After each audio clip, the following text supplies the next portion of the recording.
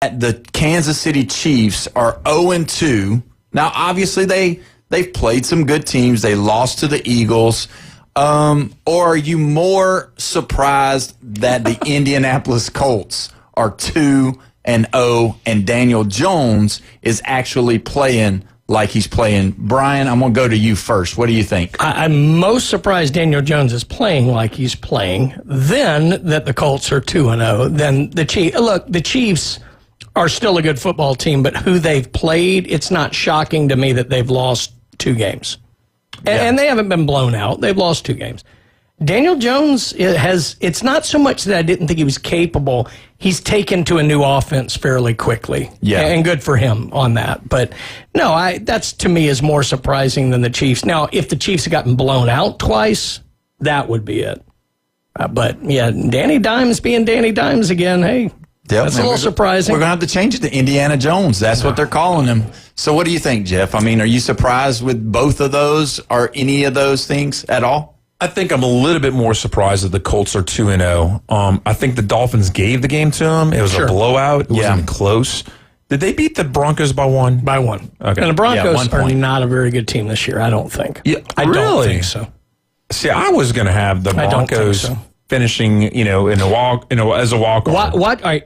I thought they would be better coming into the season than what they've shown me the first 2 weeks. They have not looked good these first 2 weeks. Yeah, you're right. They're under what I thought they would be. Yeah. But I'm still going to stick with them on that last wild card spot. Okay. And I think that the Colts are not going to have that great of a season, even though they're 2-0 right now.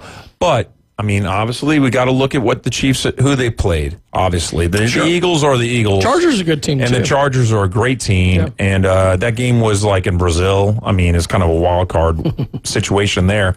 I'm a little more surprised at the Colts. But last week I said the 2 teams I thought that were most underrated when they had the rankings and all that was the Dolphins, who almost beat the Patriots.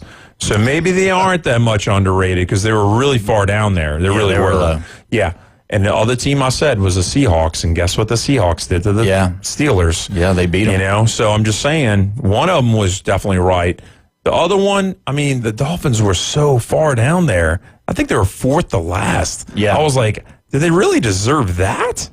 And now you watch them. And they had a touchdown call back at the end of the game with 40 seconds or something like that. And he stepped out of bounds at the 35 and it killed the whole thing. Yeah. They could have easily won that game versus the Patriots. But the Patriots aren't that good, and the game was in Miami.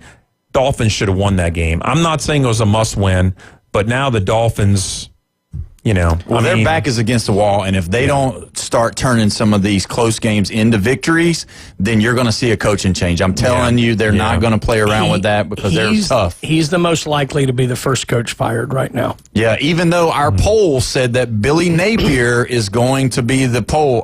That's what everybody so far. We've had over 250 votes, and Billy Napier's leading by far over Mike McDaniel. But after this weekend, who's the third one? Hey, Kalen DeBoer. Yeah. Well, ironically, if he was fired at the University of Florida, he'd be the 3rd college football head coach to be fired this year. That is true, because Virginia Tech and UCLA. So either way, those guys are gone. And real quick, we got about 3 minutes before we have to get up out of here. Tonight's games, Tampa Bay versus the Texans.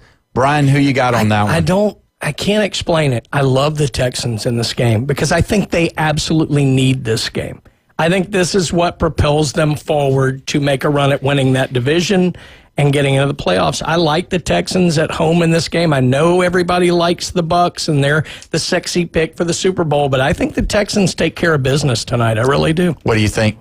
Well, I did pick the Bucs last week. I'm going to stick with them.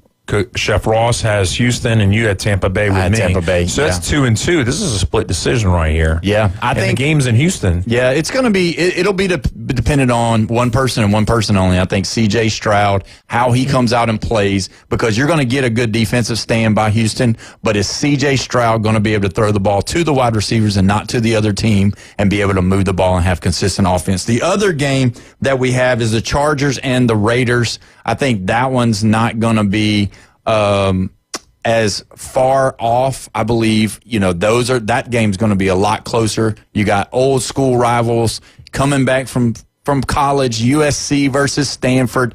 Who you got on that one, Jeff?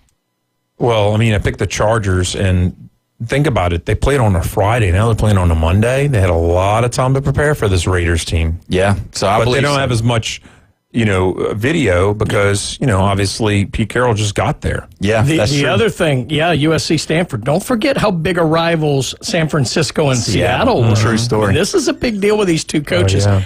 The Raiders are the biggest mystery to me right now in football, and playing there is going to be interesting. The Chargers have a great team. This could be a wild game tonight. You got to like the Chargers just because they're a better team, but man, what happens in Vegas, you never know. You think somebody could score 30 tonight? Oof.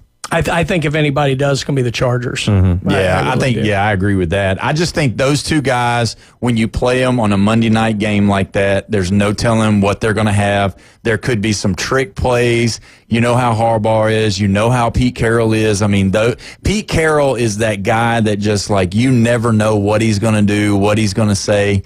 And, right now, realistically, Geno's throwing the ball good, and that's the key. Hey, winner of this game takes the lead in the AFC West. There you go. Never would have thought it. You have Chargers? I'm going to take the Chargers, but I don't love it. This is a game. This is a perfect game. If I'm betting, I don't touch. Yeah, no, just because of who's coaching and where and it's the Chargers laying 3.5. I hate the number. I wouldn't touch this game with a 10-foot pole. I'd put money on the Chargers. Okay. Yeah. Yeah. Well, and they've got the rookie running back, Ashton Genty, and they've been feeding him the ball pretty good so far. So it's just going to be curious because Pete Carroll and running backs have always been a thing. It really has, from college, even with Marshawn Lynch in the pros. And then Carson, don't forget about Carson, was so good over there with them as well at Seattle. So, I mean, realistically, we're going to see, I think that's going to be whoever can run the ball the best tonight is probably going to be good to win the game, because realistically, Jim Harbaugh loves to run the ball too, and he's got the rookie Mario Hampton from North Carolina. Well, we did it. We had a great Monday, and we appreciate you listening to the Sports Blitz with Paul Wilson. We hope to hear from you and see you tomorrow at 104.3 ESPN, Northwest Florida. Be safe, everybody.